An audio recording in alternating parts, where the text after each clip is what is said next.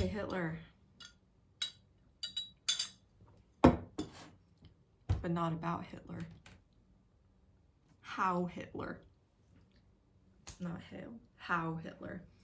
So, our story starts in 1919. Hitler is an army informant. The First World War just ended, but Hitler, he feels, like I have no other purpose, so I'm gonna keep working for the army. So basically, he's a spy, right? And he visits a NSDAP or Nazi Party, like conference, right?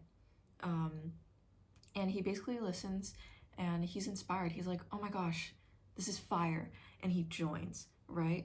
2 years later, Hitler leaves the army and now he's the new chairman of the Nazi Party. Woohoo! Okay. And the context for the Nazi Party at this time is that the Nazis refused to recognize the Weimar Republic.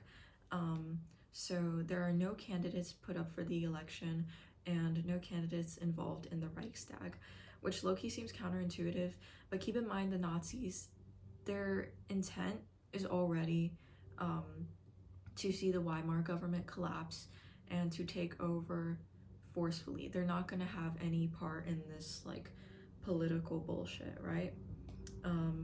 So Hitler, he already starts implementing some policies that are going to be reflective of what's to come during his consolidation of power. So he establishes the SA, or the paramilitary force, and he also establishes a People's Observer newspaper. And he also does, actually no, scratch that. So the thing about Hitler is that his ideology is very much like the Nazi Party has to be super structured, right? So because of that, he establishes things called Gau, or regional branches. And because of all these new like implementations, the party is slowly but steadily growing. So they're not very, very popular, not known throughout Germany, but they're starting to gain a little bit more traction. And who they're attracting is ex-soldiers, conservative lower middle class workers, and some students and some like low-ranking civil servants. So people who are pretty scared of the communists, because far left, Nazi Party is very far right. So we should keep that in mind. Basically, this all culminates when Hitler's like, you know what? It's time to take power by force. So this is the beer hall putsch. So Hitler busts open the door to a political meeting in a beer cellar, and he's like, guys, and guys is 3 right-wing Bavarian leaders, which are Kahr, Lasau, and Sizer. Really, the only person we need to know is Kahr. And he's basically like, hey, like, let's march on Berlin, and take over the government by force. And everybody's like, yeah, sure, Hitler.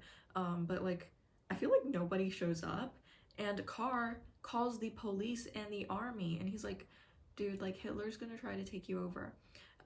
So by the day of the march, Hitler's arrested, and the beer hall putsch is unsuccessful. So Hitler's getting taken to court, but inadvertently, that is what helps him come to power even more and makes the Nazi struggle nationally known. So first of all, because of failures in the Weimar government on not getting rid of the previous government's like judiciary, civil servants, and teachers, there was a very sympathetic right-wing judiciary. And so the judge only gives Hitler 5 years, even though he's convicted for high treason. And while Hitler's speaking, like defending himself in court, a lot of people are hearing this and they're like, I guess like he's seen almost as a hero in a sense, or he was justified for this, because he's really capitulating on the German nationalism and struggle and their mistreatment after Versailles. So this was a propaganda success in making Hitler nationally known. And as we know, he goes to jail, he writes Mein Kampf, whatever. But when Hitler comes back, he only serves 9 months, right? Hitler's like, okay, girl, we have to, play the game. We have to redo this, right? So we can't take Germany by force. So they begin in 1924 to run in Reichstag elections and tighten discipline. The SA rebrands, and the SS is formed, and they become Hitler's personal bodyguards. Actually, no, they weren't formed for this reason. They were already there, but they become Hitler's bodyguards. And there's even more new organizations for factions for children, women, etc. And at this time, in 1924, when Hitler gets out, those are the Weimar Golden Years. That's like a relative area of peace. But there's still groups who haven't really benefited, right? So Hitler takes advantage of that, and he's like, to the farmers who haven't benefited from the Weimar Golden Years, he's like, guys, like, farming, yeah, and the middle class as well. But even though he does all this stuff, they only win 12 seats in the Reichstag. Embarrassing. But things change with the 1929 Young Plan, right? So the Young Plan is when I think the US is trying to ease reparations, and they're like, here you go, like, Germany, like, we'll be nicer to you. And the fact that Germany, or the Weimar government, accepted this was something that Hitler took advantage of. And he's like, guys, look at what the current government is doing. The West has literally abused Germany, has destroyed the state and German nationalism, and look, your government is freaking taking it like a good boy. Or a good girl, I don't know. So because of this, people are like, you know what, yeah, he's so right. And the Nazis gained more publicity, and membership rose. Not only was the Young Plan beneficial, but 1929 was a pretty good year for Hitler, because there was a lot of like chaos and bad stuff in this year, right? So 1929, US stock market crashes, Great Depression, and Hitler's like, me personally, if I was the guy who was running this place, I would never let this happen, and we would be fine, right?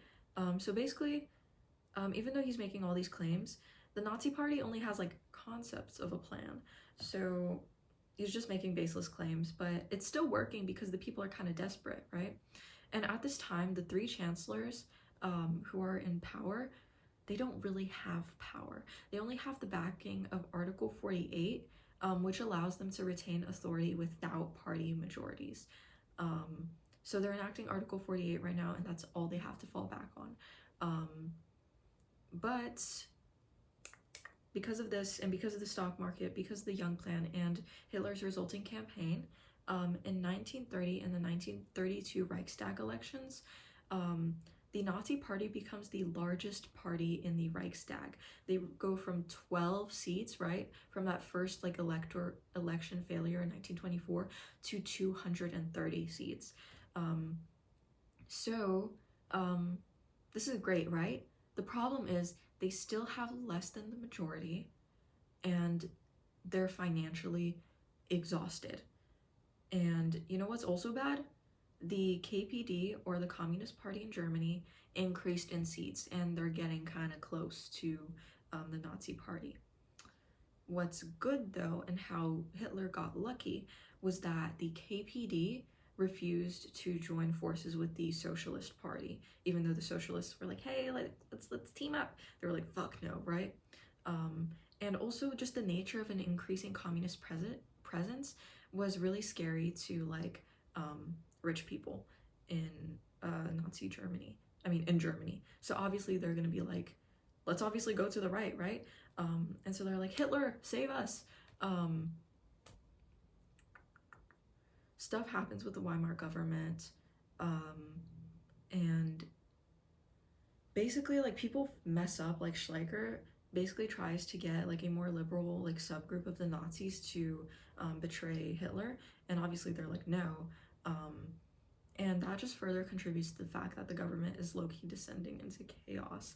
So Hindenburg, who's the president at the time, he's like, I guess we have to consider Hitler in the government. You know, like if we want to survive, we think that Hitler has to be a part of the government, because like everybody else sucks, and Hitler, from their perspective, Hitler has enough authority to suffocate the KPD, but not enough to take over the Weimar government, which is a really bad miscalculation.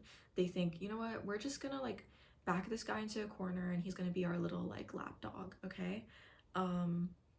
Obviously we know that that's not the truth. So Hitler becomes chancellor. Yay, great. In 1933, Hitler becomes chancellor, and he's like, girl, elections again, right? And he launches a crazy propaganda campaign.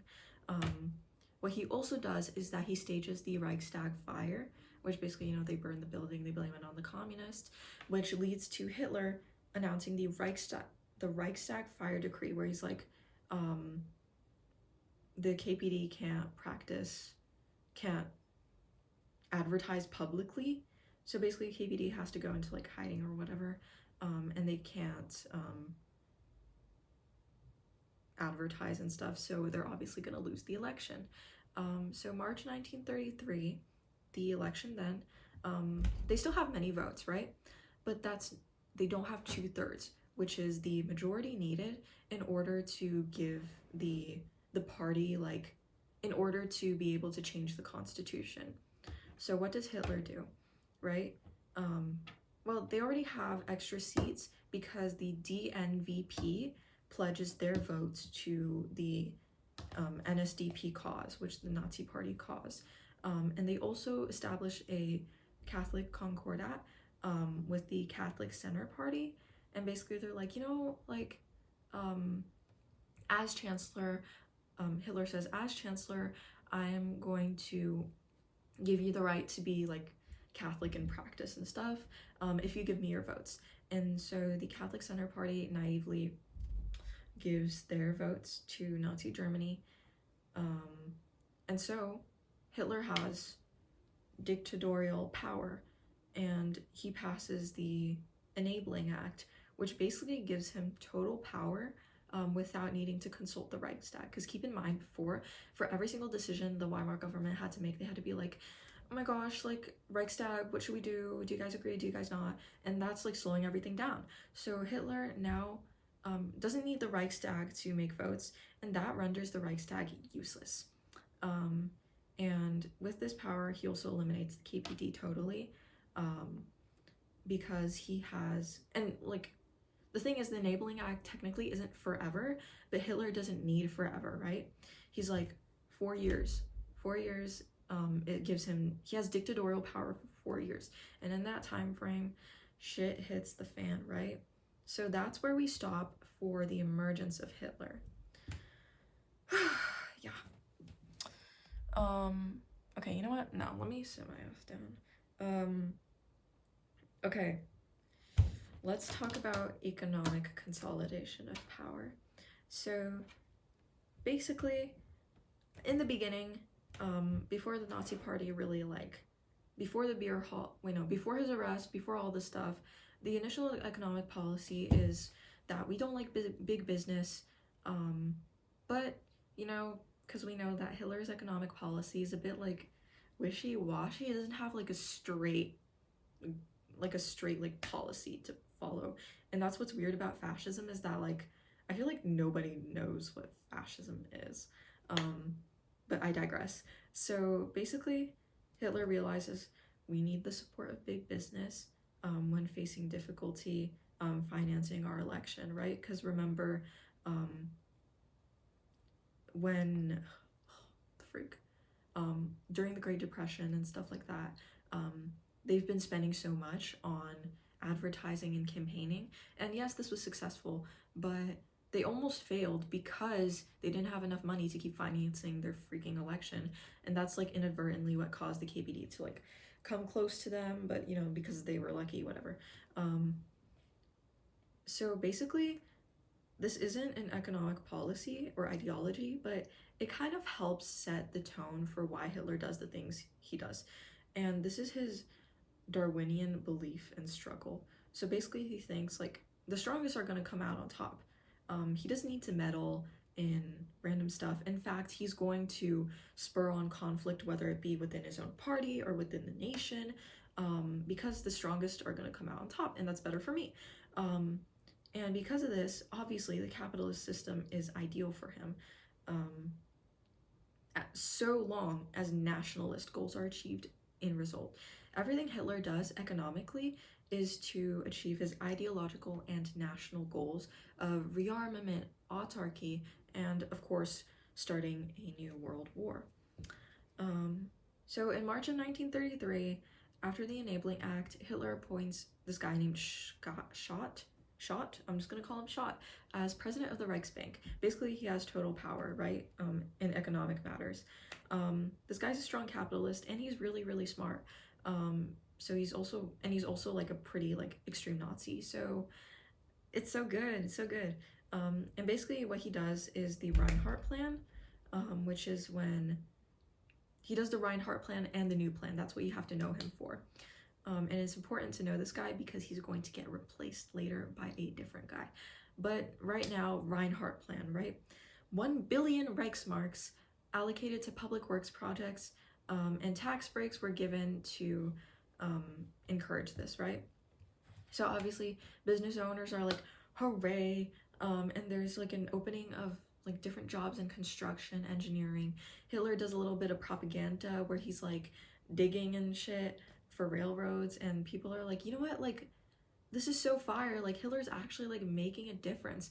In reality, we low-key don't know this. I think this is just propaganda, but it's not just about money, it's not just about creating jobs, but the aim is also to create unity among the German people, and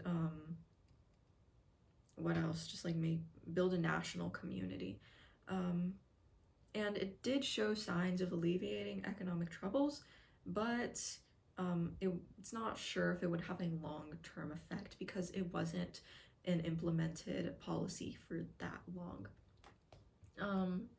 So new plan, right? This is basically, we want to prepare for a state of war. And the way in which Scott believes we should do this is through rearmament spending. So Hitler wants to increase economic self-sufficiency in Germany, which goes through supporting the production of synthetic materials like rubber and oil and shit, I don't know, which was backed, of course, by military interest. The military is like, yes, girl, like, go! But there was a poor trade balance, and obviously some industries suffered because of this. Anyways, the new plan, nonetheless, is the result of the rearmament spending, in which the new plan was that we had, or not we, Germany had agreements with 25 countries in South America and the Balkans.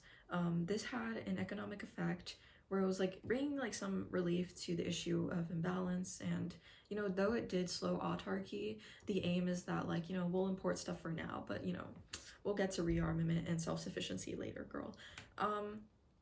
But this inadvertently has a good foreign policy effect because Germany begins to establish economic influence over Balkan nations like Austria and Czechoslovakia. Austria and Czechoslovakia, we should know that in World War II, we annex Austria and we invade Czechoslovakia, or we go through Czechoslovakia. I should stop saying we because we're not German, but Germany does that. So yeah, stuff was looking good, but not for long, right? So 1935, economic crisis.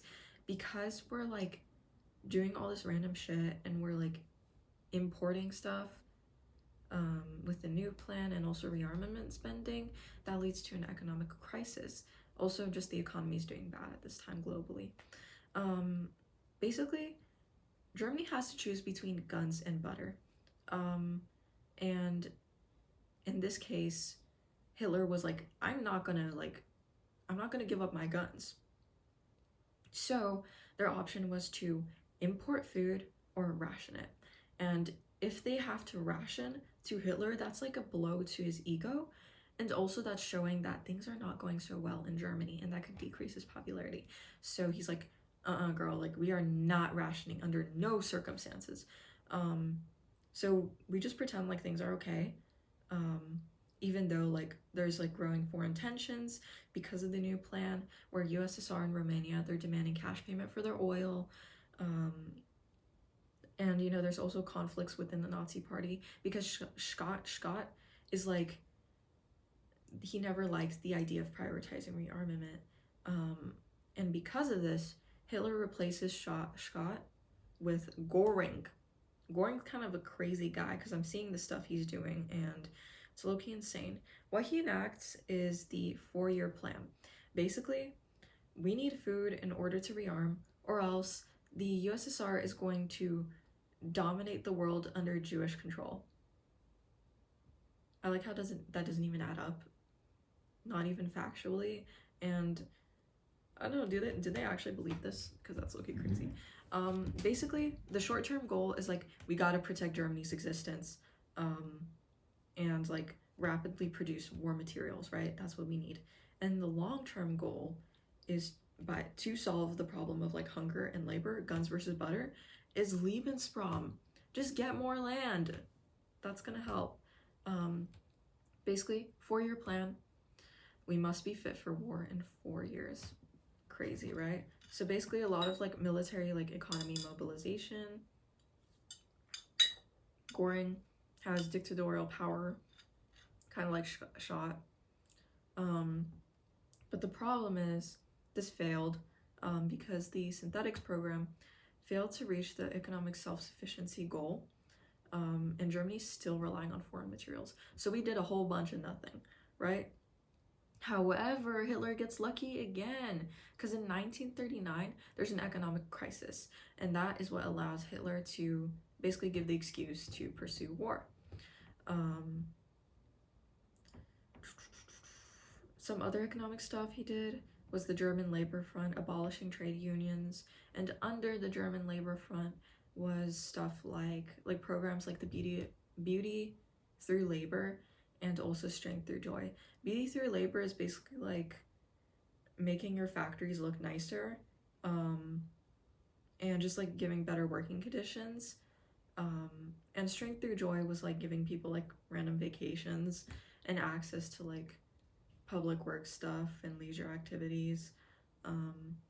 Basically, we're trying to convince that the workers are happy, and that the economics of Germany are booming, even though they haven't raised the wages in Germany, which is crazy. And instead they do random stuff like this so that like people think they're happy. There's also the Reich Labor Service, it was good because it was like a 6-month compulsory service with like military training involved, where young men would go to like farms and like farm stuff and do like hard labor for free. And that basically had like a double, like hitting 2 birds with 1 stone, where it's like we're ready for military rearmament, and also we have a bunch of free like labor stuff going on. This tastes like battery acid. Don't drink Celsius, it's bad for you. Joseph Goebbels. We have to know who Joseph Goebbels is, right? For domestic policy. I'm talking about domestic policy right now. Joseph Goebbels is the propaganda minister. All of this Nazi propaganda stuff you see, or that you think of, is due to Joseph Goebbels. We are not on first name basis. So some examples are like 1934 Nuremberg rally, 700,000 people show up. It's crazy. There's lights everywhere. There's like flags, crazy shit going on. It's kind of like a rave, Nazi rave. And in 1936, there's also the Berlin Olympics to show like, yeah, like we can host the Olympics. We're rich. We're doing fine. There's also the editor's law, which basically news editors are personally responsible for all the articles they put out. So basically code for, if you say bad shit about me, I'm gonna kill you. So that is what also promotes, the newspapers to be like, we love Hitler. Education, I'm sure we can deduce this, but like teachers must be part like pro-Nazi. They must be Nazis themselves. They must teach like stuff like Aryanism and traditional studies in school. There's also the Hitler Youth. Yeah. Also some like stuff against Jewish people, like the Nuremberg race laws. Basically, the Jewish people have no legal rights. And Kristallnacht, stuff like that, where German people destroy, Nazis destroy Jewish businesses and like deport a bunch of people. Not good. However, pivoting to foreign policy, and how Hitler basically gets away with the move to global war and doing all this crazy shit, right? So first off, 1933 Geneva Disarmament. Hitler comes to power in 1933. So, we do the Geneva Disarmament real quick. Basically, Hitler is like, guys, everyone in Europe, lower your military population because that's what you did to us for Versailles. And obviously everybody's like, the fuck no. So Hitler, in response, he leaves the League of Nations. He's like, okay, bye. And that goes to show that the League of Nations has no authority, because you can just leave and no repercussions would be enforced. After that, Hitler turns around, does like a 180, and he signs a non-aggression pact with Poland. So everybody's like, oh, Germany's kind of nice, like we can work with them. But Hitler's really just securing the eastern border, so he doesn't have to worry about Russia. And we'll see that he really doesn't have to worry about Russia later on in the war. Not later on in the war, but like, you know what I mean, in 1939. After that, Tsar plebiscite. This is a rare case where Hitler does not use force to take over land. Basically, the Tsar is like a region currently taken by the French. And basically what they did was that like they gave the people living there a vote. Do you want to be a part of Germany or do you want to be a part of France? Because the Germans were like propaganda in the Tsar region, there was overwhelming favor to be a part of Germany. 90% voted to be a part of Germany. So that was pretty lucky. That was pretty good. Hitler's living the life. He's especially ecstatic during the 1936 reoccupation of the Rhineland. Basically, it was a big gamble, right? He was like, I have a shit ton of troops, when he only had like a couple thousand, and he invades the Rhineland. And so like Britain, France, they're like, okay, like we're not going to do anything because we just want to live a peaceful life. And so because of that, Hitler's successful. So now we have the Rhineland, we have the Tsar, we're not aggressive with Poland, we left the League of Nations, we're doing pretty good. Then, they annexed the Sudetenland, or Czechoslovakia. As I've mentioned, think of the new plan and how Hitler has started to mend relations over there and establish influence. That's how he annexes the Sudetenland. Then after that, Nazi-Soviet non-aggression pact. Now we really don't have to worry about the eastern border, and we can invade Poland. And when he invades Poland, that's when shit hits the fan and World War II starts. Yeah.